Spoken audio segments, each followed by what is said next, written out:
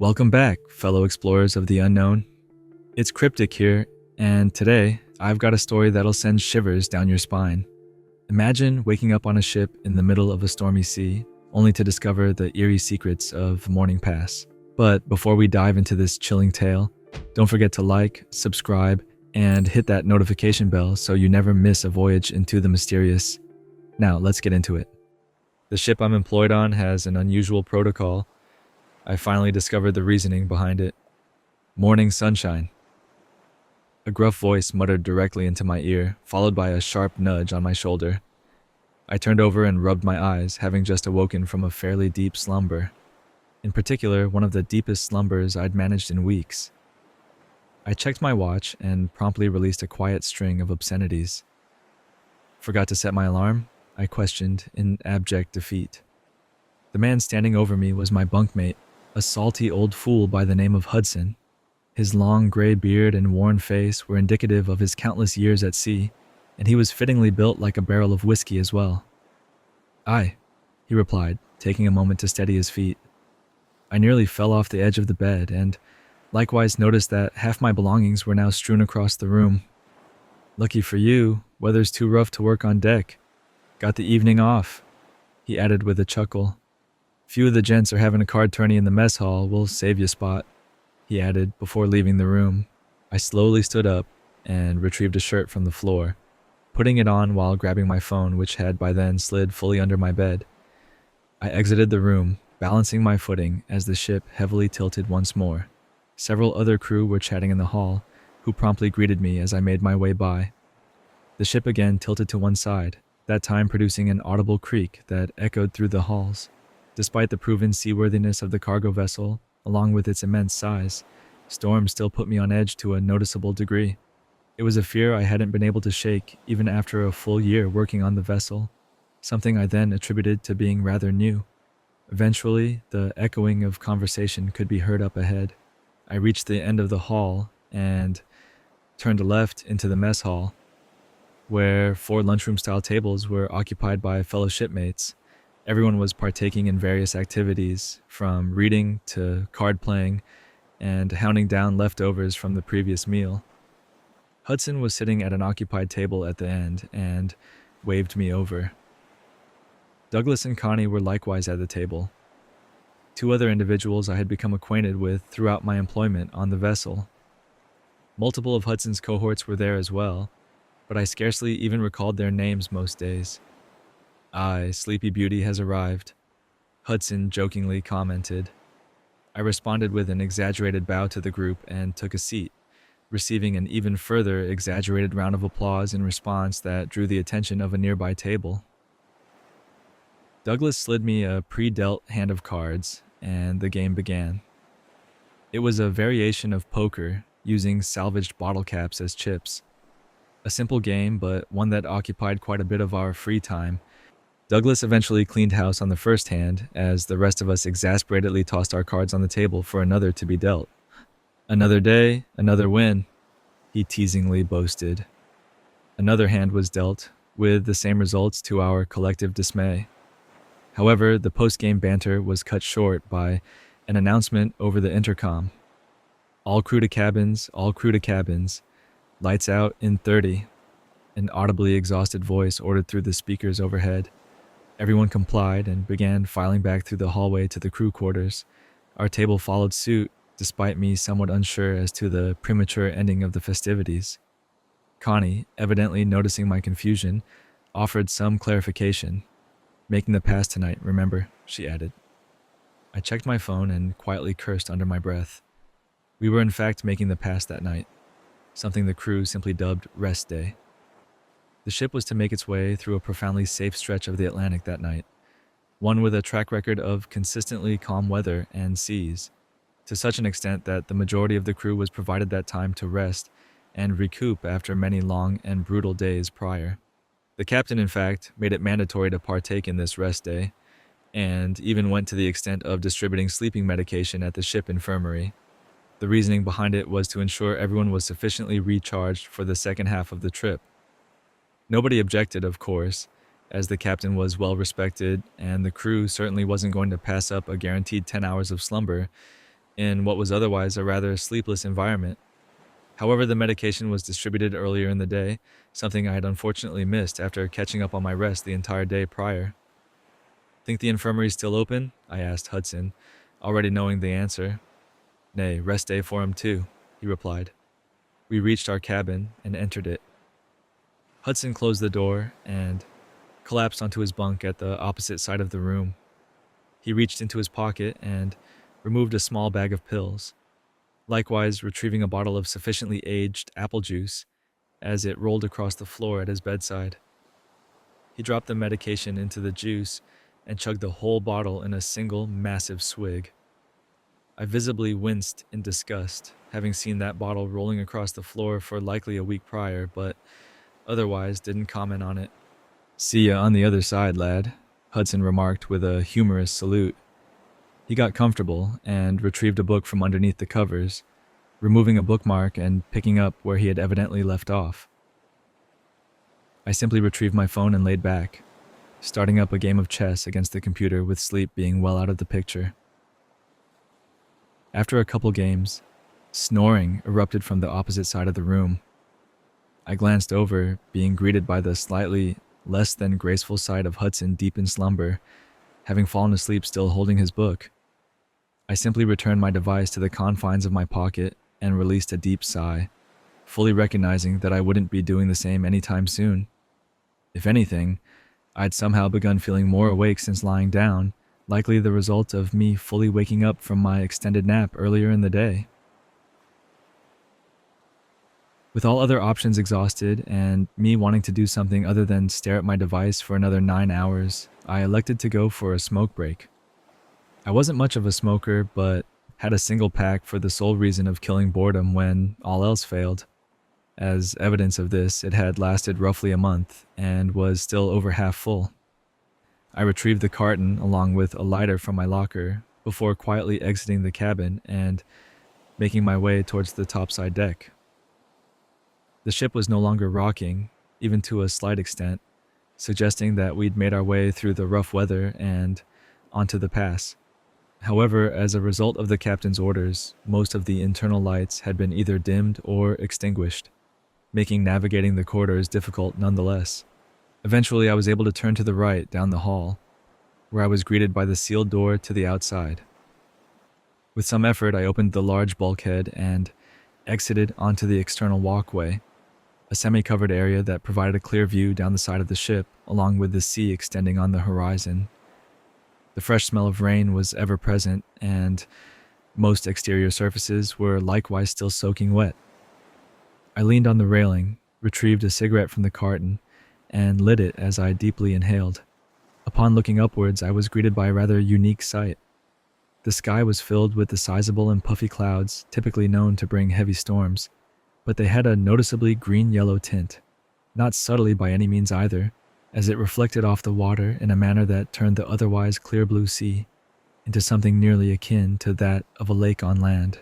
The sun, which was roughly 2 hours away from setting, similarly cast a unique hue across the ship as well, giving everything that sickly green-yellow tint. While this was relatively common on land, as it generally occurred before the arrival of a heavy storm, it generally wasn't spotted that far out at sea. I continued to take in the strange sight, listening to the calm wake as it splashed against the sides of the vessel, before the sound of footsteps around the corner caught my attention.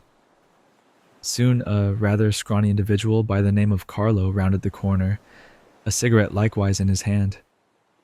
He was one of the cooks on board and was a notably reserved individual. He wasn't rude by any measure, but always seemed visibly beat down from the job, so I typically limited our interactions to simple greetings. He glanced at me and nodded, with me doing the same. However, he subsequently looked in my direction once more, before offering a somewhat less than polite greeting. "The fuck are you doing up?" he questioned in an audibly concerned tone, somewhat off-put by this. I took a moment to gather my words before responding. "Was crashed all day and missed the memo. Couldn't sleep, so here I am," I responded, gesturing to the still lit cigarette in my hand. He cursed under his breath before waving me over. "Follow me," he ordered in an audibly exasperated tone, walking back the way he came, I waited a moment, then eventually followed him around the corner and back into the ship. His pace was notably quick, and for a moment I nearly struggled to keep up with him as he turned up a flight of stairs. "So what exactly am I missing here?" I implored, struggling to keep pace. He shook his head and continued up the stairs. "Cap will explain far better than I can," he blandly replied.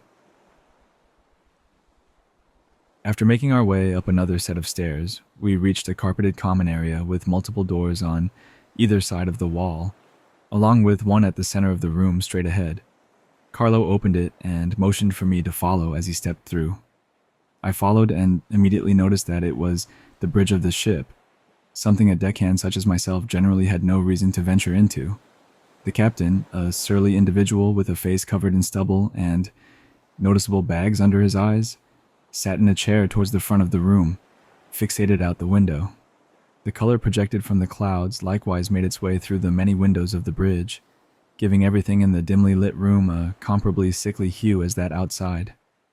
He turned, seeming visibly surprised at my presence, before shaking his head and looking downwards for a moment. Without any introduction or explanation, he looked at me once more before making a vague, yet immensely concerning statement. "Well, son, you're about to see some rightly unexplainable shit," he remarked. He checked one of the nearby navigational screens before returning his attention to me. "Got roughly another few miles before we're fully in the pass. Suppose you deserve something of an explanation for..." Then he added, motioning to a nearby chair. I took a seat and awaited his next sentence with bated breath.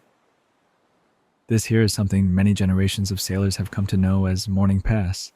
Not as in the beginning of the day, mind you, but rather the act partaken in after losing a loved one, friend, what have you," he explained before pausing. "While this stretch is indeed safe for a vessel of this caliber, many A-ships weren't as fortunate in the earlier days of seafaring," he added, fixating out the window once more. "In fact, this particular stretch claimed a notable amount of souls in particular, and as a result, it's rather..." He appeared to collect his thoughts for a moment before continuing. "Haunted, I suppose that's the word for it," he concluded. He once more glanced at the navigational screen before continuing with slightly more urgency than before. "The reason we have you lot sleep through this part isn't to make sure everyone's rested. That's complete buffoonery. It's because this area has a certain and unnatural way of messing with the psyche of those who witness it. Something you'll unfortunately be experiencing right quick," he further explained, tapping his head before likewise tapping my shoulder as well. Before I could implore any further, a shadow was suddenly cast in the room, then another, and then another. Due to the relatively low clearance of the windows, the source wasn't immediately visible from the bridge, but by the time I stood up, at least a dozen or more disrupted the already unnatural light passing through the windows. Neither other individuals in the bridge said a word, and simply directed their attention towards the windows. Noticing a door that presumably led to an exterior walkway to my left, I made my way over and swung it open, stepping out into the salty air. I looked up and immediately noticed multiple small, dark masses, nearly in the hundreds, dotting the sky above us.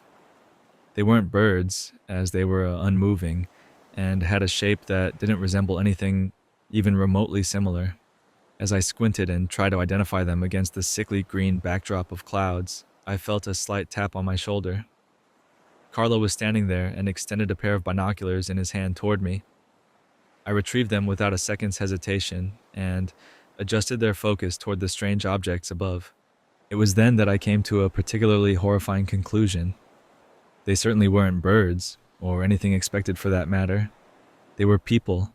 Hundreds upon hundreds of featureless silhouettes, suspended motionless in the sky. I took it in for an extended moment, before lowering the binoculars and adjusting the focus once more.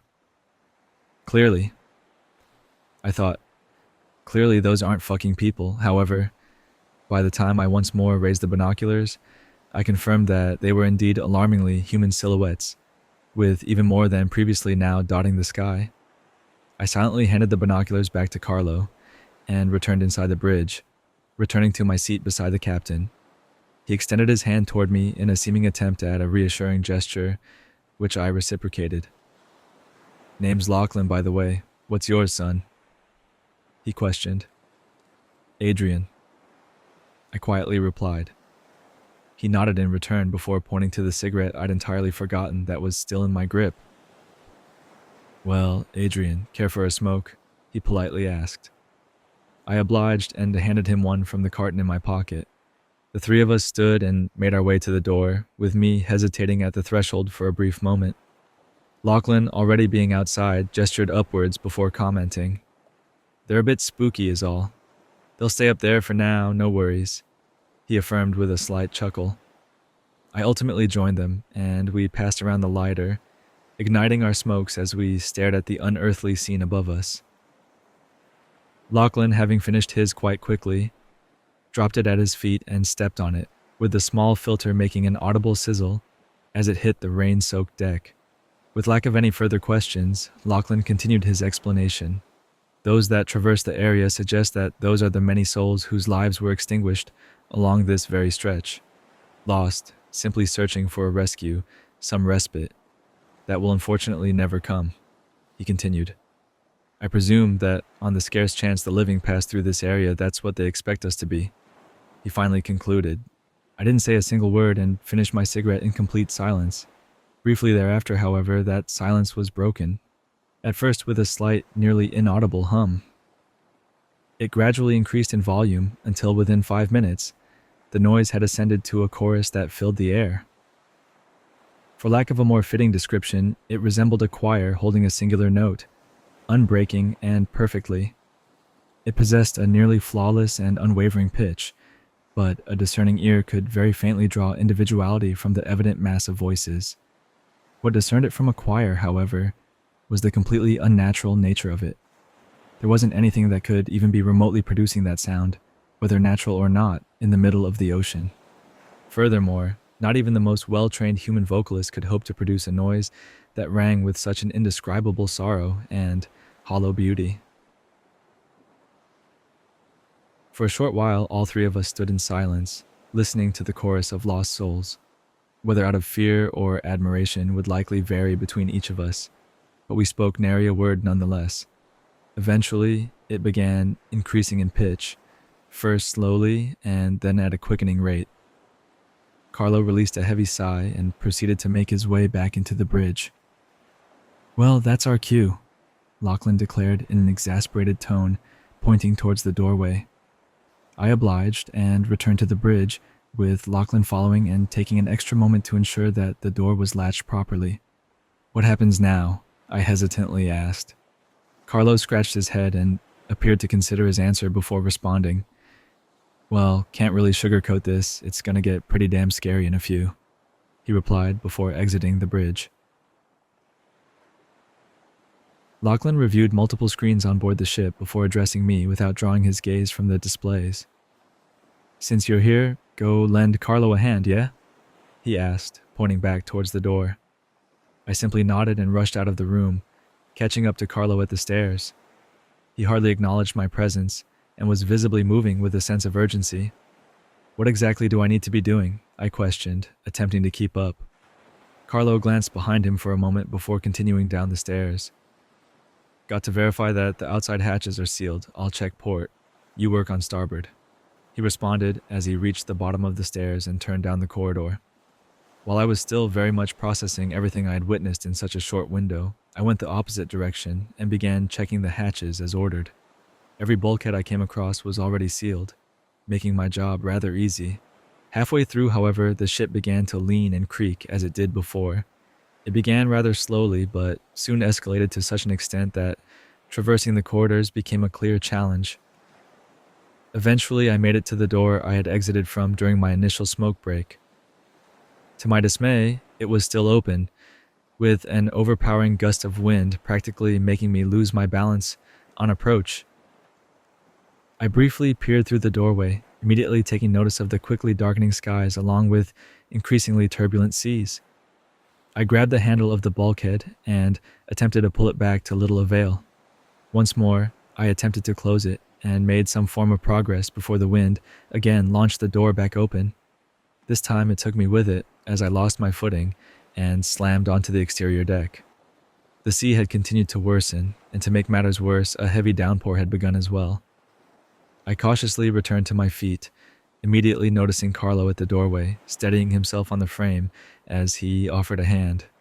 I took it, and he pulled me back inside as we collectively managed to pull the door shut and seal it with some effort. Without missing a beat, he slapped my shoulder and nodded down the corridor as he took off.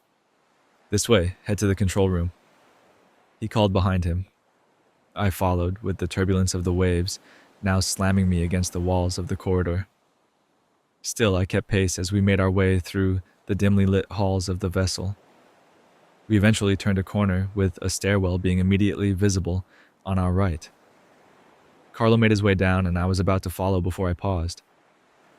Someone was screaming, not inside the ship, but rather outside, considering its dull and muted nature.